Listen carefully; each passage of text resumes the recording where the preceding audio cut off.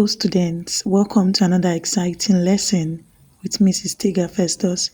Trust you enjoyed the last video. I hope you learned a lot from that lesson and look forward to you enjoying every bit of this lesson today. So, the beautiful topic before us is personal health and community health. But in this lesson, we'll be seeing more of personal health. So, we'll be seeing the meaning of health, the meaning of personal health, the meaning of determinants of health, and determinants of health. We'll be seeing the characteristics of healthy people. So we'll start by defining health. Health is defined, according to WHO, as the complete state of physical, mental, social, emotional, and spiritual well-being.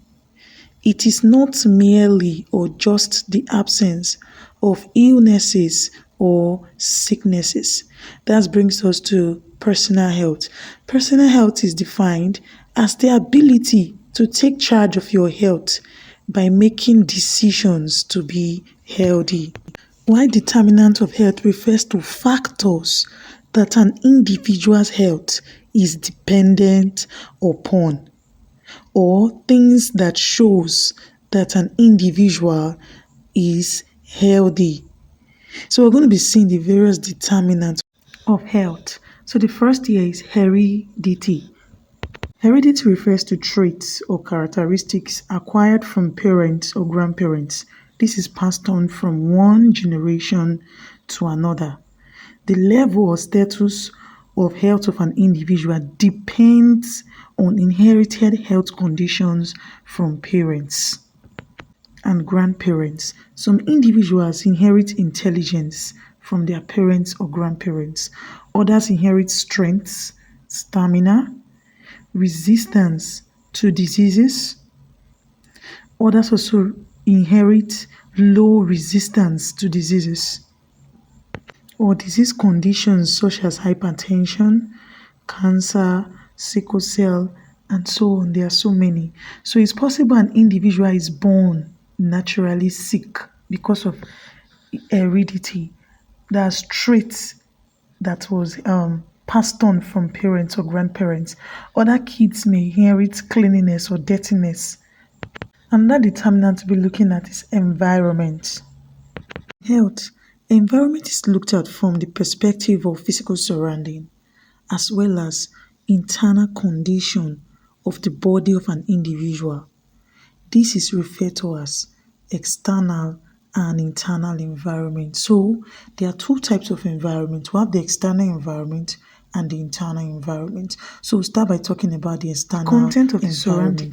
This is also known as physical environment. Weather conditions such as makes up the surrounding, such as the soil, the air, and since our environment is made up of everybody is in constant touch soil, air, and water, the external environment. The soil most times are full of germs. Or the other. It consists of the surrounding that affect the health of people. And all of those. For example, weather condition like heat or cold, polluted soil full of germs like jiga, dirty water that is infested with worm and bacteria, and the air associated with viruses and tuberculosis and dust will directly affect the health of many people.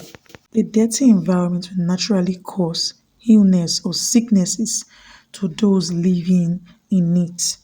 An environment that is clean and neat with beautiful trees and flowers will help to boost the health of the people. This is why it is said that the state of external environment determines the level of health attained by those living in such environment. So that brings us talking about internal environment. This is a major determining factor of health in an individual. For an individual to be healthy, the internal environment, such as the organs, which includes kidney, liver, pancreas, and the brain, have to be in good shape.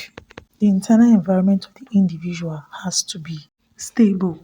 Negative emotions such as sadness, bitterness, jealousy, if allowed to thrive for long within an individual, it may lead to low resistance to diseases. Happiness promotes a healthy lifestyle, fights stress, boost immune system, protect the heart, and reduce pain. So it's always advised that every individual should be happy regardless. The next determinant is lifestyle or style of living. The lifestyle or style of living has to do with how an individual behaves or interacts with the environment and also with the people living within the environment. If an individual promotes good personal hygiene in and around himself, his health status will improve. Hygiene includes washing of hands, brushing of teeth, taking regular baths, and so on. If these are done, it will reduce the risk of diseases. If individuals decide to take up behavior that involves the use of hard drugs such as heroin, cocaine, and steroids, their health will drastically be reduced and therefore create more entrance for diseases. Improper disposal of refuse will generally not improve the health of individuals within the community. Refuse should be disposed of properly to avoid diseases. Every individual should be aware of their HIV and AIDS status, as this will help them to deal cautiously with their health. Individuals should be properly health educated on the factors that causes HIV and AIDS. Regular exercises should be part of every individual's routine as this will improve their general well-being. When one is sick, he or she should immediately report to the nearest hospital to avoid the health situation from growing further worse. Next determinant to be seen is health services available. Health services are health facilities provided to restore, maintain, and cope with the health of people. For example, hospitals, health centers, immunization services are essential to keeping good health. Immunization services are needed for protection. Diseases such as polio, measles, chickenpox, meningitis are all prevented with immunization.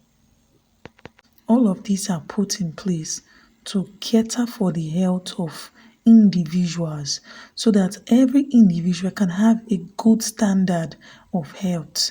So, here we're going to be talking about characteristics of healthy people. Those who are healthy can be recognized by these features. Number one, a healthy person is not easily tired when subjected to long period of work activity. Remember, we define a fit person as one who is able to carry out his physical activities without getting easily tired and still having enough energy for what? Emergencies. And also, a healthy person goes with a warm personality and high self-regard. In other words, a healthy person is confident and smart and ever ready to give a smile. A healthy person is not hostile to people. A person with good health controls himself or herself where necessary and when necessary. He doesn't just go out of control. He knows how to hold himself or herself in. A healthy person has a stronger and better interpersonal relationship with other persons. A healthy person is ever friendly. Is always ready to extend the hands of friendship to other people. A healthy person has the ability to understand and perform mental tasks easily and meaningfully. He or she has a good mental capacity, a high reasoning powers, and mentally alert to carry out all of his tasks or attacks effectively. A healthy person has body mechanism that can strongly resist infection. Remember I said in our classes that every individual has an immune system and this immune system has antibodies which help to fight against diseases. How strong these antibodies will be dependent on the food you eat. So students, we've come to the end of this lesson I believe the lesson was helpful and you learned a lot. See you in our next class. Goodbye.